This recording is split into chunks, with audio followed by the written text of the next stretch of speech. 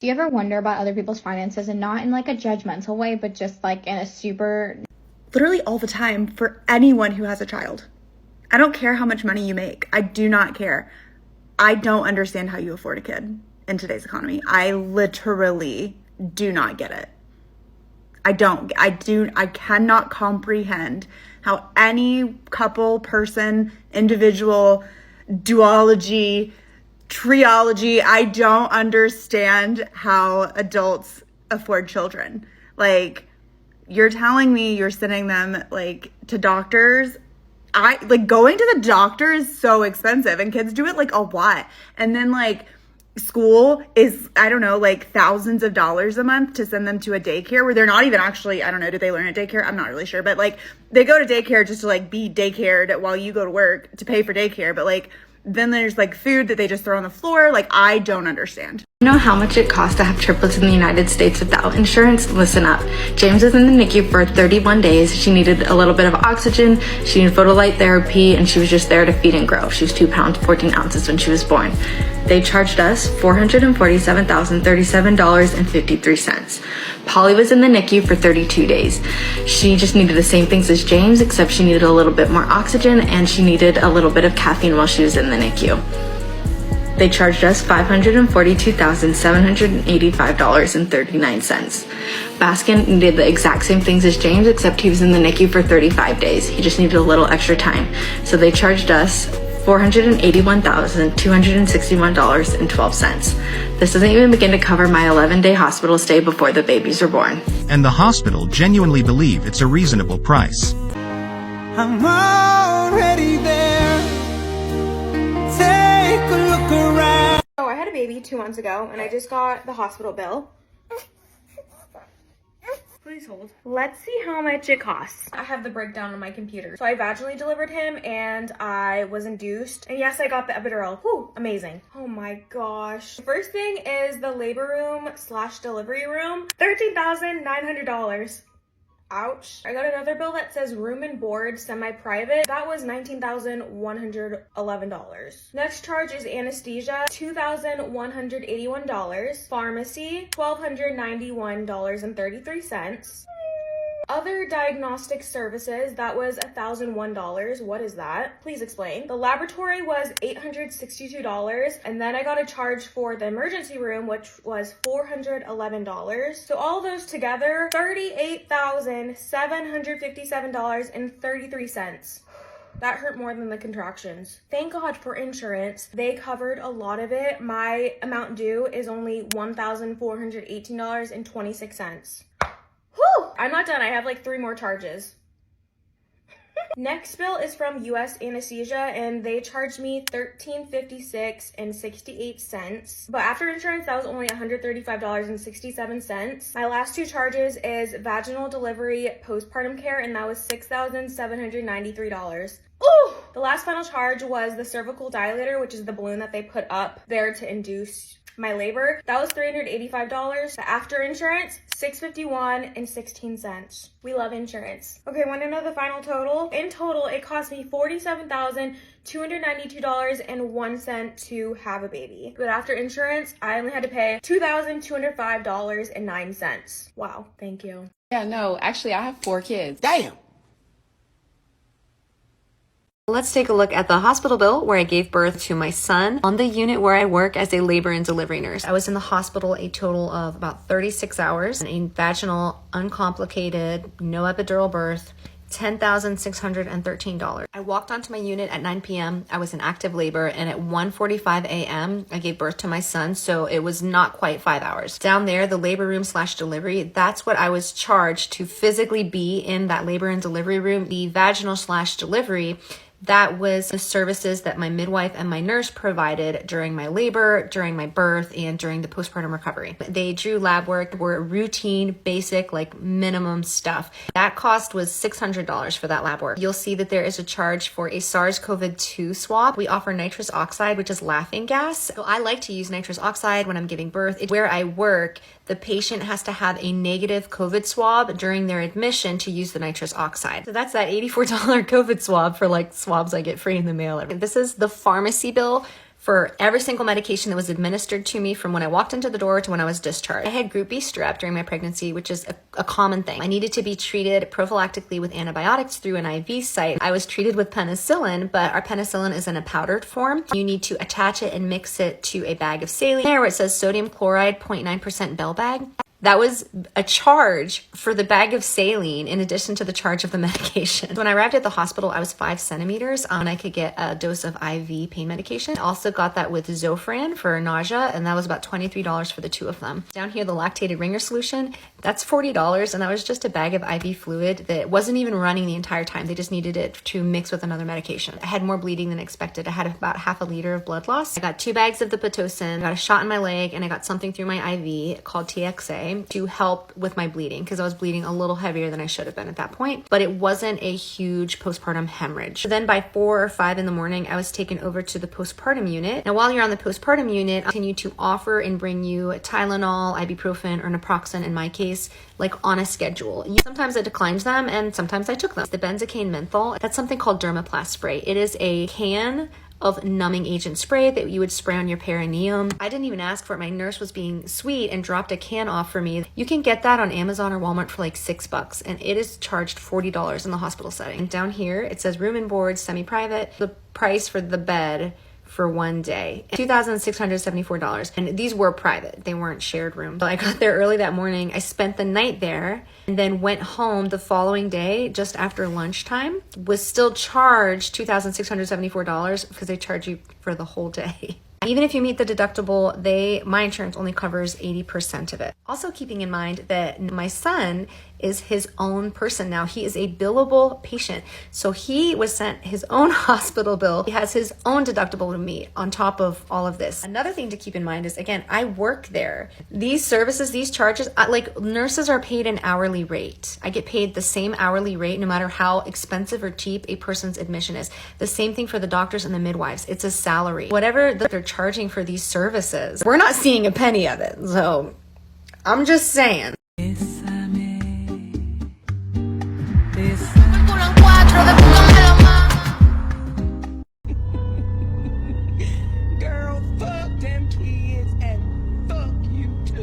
So what I'm not understanding is how people can afford to have children in this day and age. I'm not even kidding. I just turned 27 barely 2 weeks ago.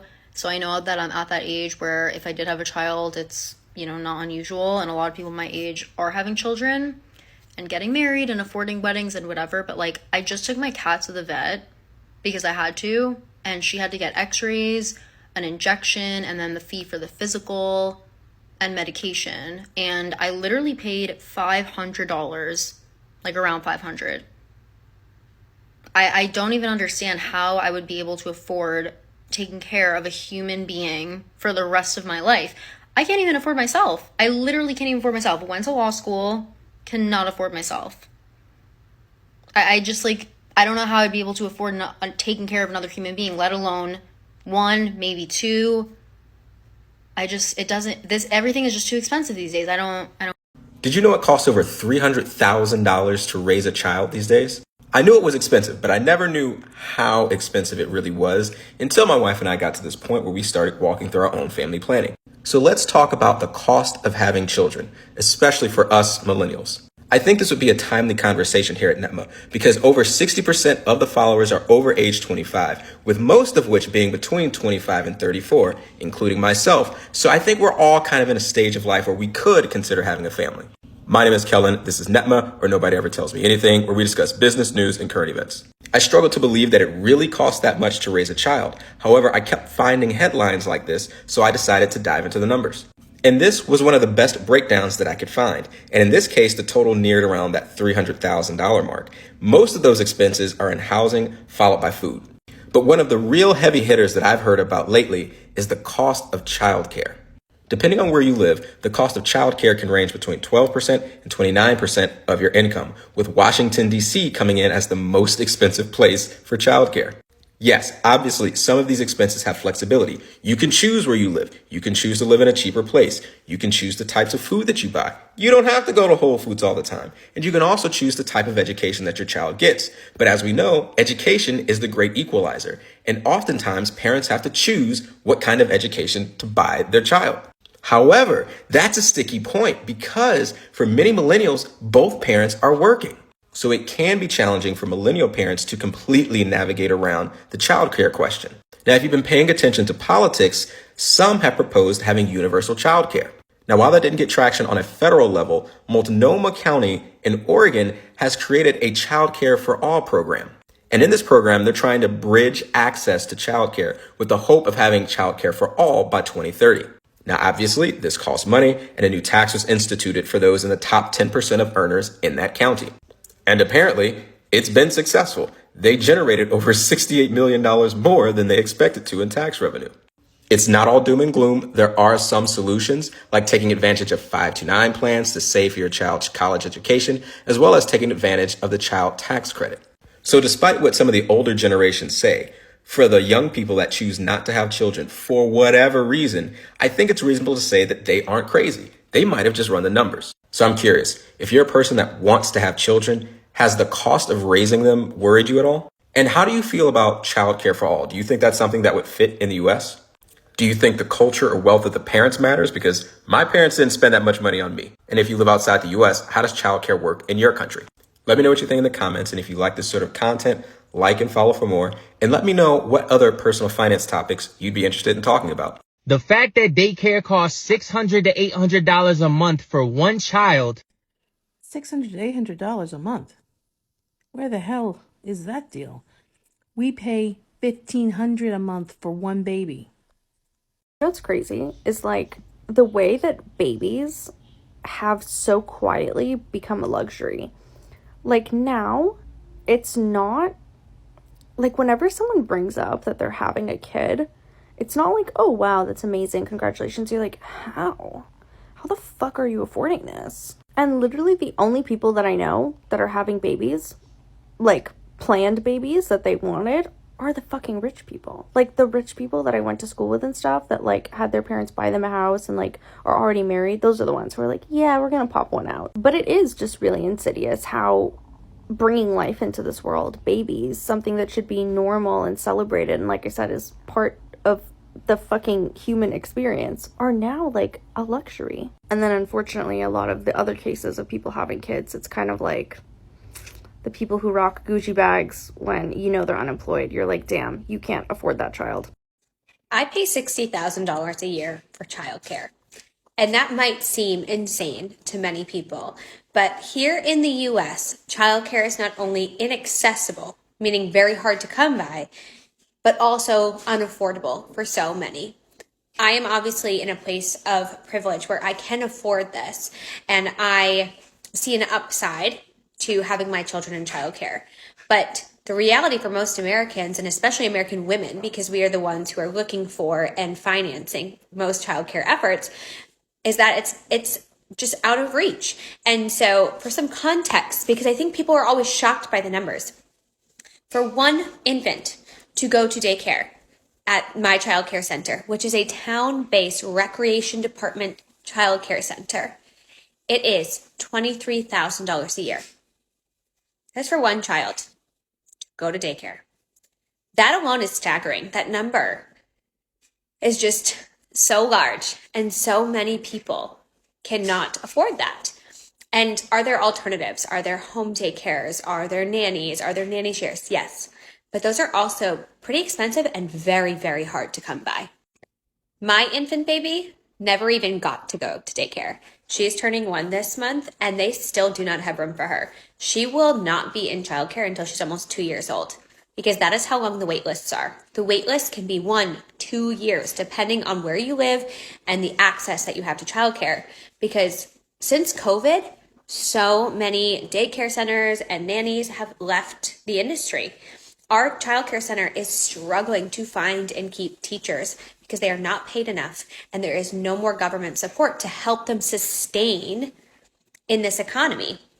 And I think so many people look to mothers often and say it's so selfish to continue your career and to put your kids into daycare, when in reality, our country, our economy needs childcare centers so that way we can function as a society, right? We need dual income homes, not just to be able to afford life, which is true, but also to keep our world going around. Our economy relies on all of these people working. And now people are leaving the workforce because they cannot find childcare. And this is hurting women. This is not hurting most men. This is hurting women more than anyone, and it's hurting our children. And often we also forget that women are the ones providing care in daycare centers and as nannies. In all of those scenarios, it's almost always women. And so this problem, and the reason probably that it's ignored so much, is because it only impacts women and children. And it's crucial.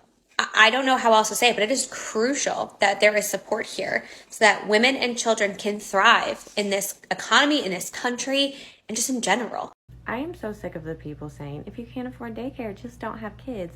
Or if you complain about anything kid related, the solution is, well, then just don't have kids. As a society, we need children to survive and continue. So while you may not have children, it does still affect you that parents are struggling so bad right now, and less people are having children because it sucks so bad. If we all just stop having children, then who's going to take care of our old crusty asses? That is not a solution. I'm no conspiracy theorist, but I think the US is on a mission to make sure that only rich people are reproducing. Let me explain.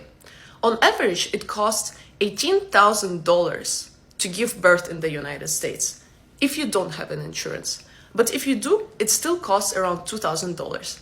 But let's think who has an insurance and who doesn't. On average, it also takes parents around $300,000 to raise a child between they're born till the age they're 17. But we're not even talking about college. And now let's get to the most interesting part. Yesterday I was in this conference, I work in IT, and we were talking about diversity in those IT companies. And the biggest problem today, guys, it's not gender diversity in those companies who pay you really well. It's the diversity of different classes, social economic classes. Right now, people who are getting the best salaries and work at the coolest companies, they're already coming, at least from upper middle class.